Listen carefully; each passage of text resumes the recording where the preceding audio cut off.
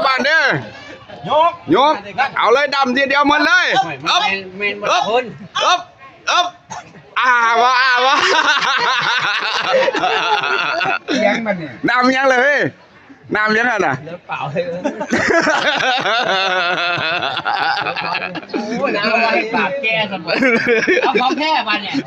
นั่นเขาบอกแล้วมันยังอยู่แค่ว่ามันสิบาทด้วยบาทได้ยังเดี๋ยวเดี๋ยวถามมาแทบเมื่อกี้เนี่ยแทงคักเนี่ยเอาขวดเก้ามาเนี่ย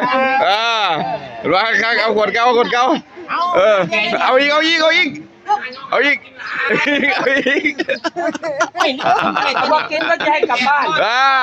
นั่นล่ะคนถึงบอกยังไงเดี๋ยวคนถึงอันนี้เขาล้างคอก่อนได้ดิน่ะล้างคอของแท้ค่อยไปเอานี่ให้หมดน้ำเปล่าเอาของแท้ค่อยเอาอันนี้ผสมเอาเต็มแก้วเลยกล้าบ่ลองข้อของแท้เอาเหมือนให้20 บาทน่ะพอดจกไว้ขวดเดียววันนี้ไม่ต้องให้กลับบ้านเลยน้ำเปล่าได้น้ำเปล่าตัวคนเมาเป็นบ้าได้การอยู่ว่าท่าน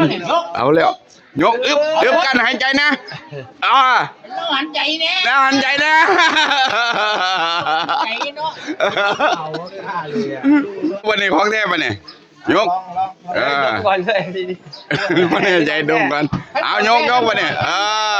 หัวขึ้นสันมาของแท้ไหมปะเนี่ย